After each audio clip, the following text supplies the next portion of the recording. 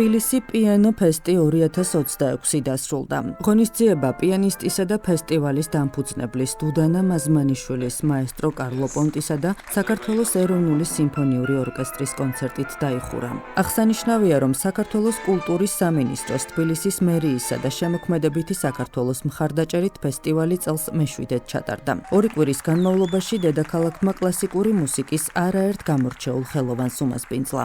პირველი დღიდან ვიყავი მე თვითონ ჩართული დუდანასთან ერთად ამ ფესტივალის დაარსებაშიც და მიხარია, რომ დღემდე იზრდება ამ ფესტივალის მასშტაბები. დუდანა თვითონ არის არაჩვეულებრივი მუსიკოს შემსრულებელი და ყოველთვის ეს ტრადიცია გრძელდება, რომ ფინალში ყოველთვის დუდანა საფინალო კონცერტზე გამოდის ხოლმე.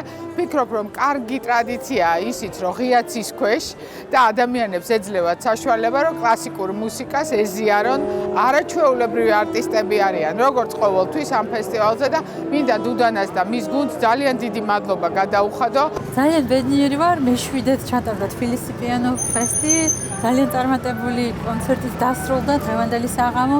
კარლო პონტი დირიჟორობდა ეროვნულ სიმფონიურ ორკესტრს და გელით გაისადათ, ძალიან მიხარია, რომ ასე მრავალრიცხოვნად მოდიოდა ქართველი მსმენელი და ვფიქრობ, საინტერესო პროგრამა შევთავაზეთ წელსაც და გაიცეთ კიდევ უფრო მრავალფეროვანს გვირდებით. ჩემთვის დიდი პატივია, რომ დღეს სცენაზე დუდანა მაზმანიშვილთან და საქართველოს ეროვნულ სიმფონიურ ორკესტრთან ერთად ვდგავარ. ეს მნიშვნელოვანი ფესტივალია, რადგან აქ არა მხოლოდ მაღალი დონის მუსიკოსები მონაწილეობენ, არამედ ფესტივალს მუსიკალური განათლების მიმართულებაც აქვს. ეს მიმართულება ახალგაზრდა ნიჭიერი მუსიკოსების მხარდაჭერას ემსახურება. მათ ეძლევათ შესაძლებლობა ისწავლონ გამოცდილ მუსიკოსებთან, რომლებიც მათთვის სპეციალურ მასტერკლასებს ატარებენ. შესანიშნავი ფესტივალია და მე კიდევ უფრო ბედნიერი ვარ, რომ მისი ნაწილი ვარ.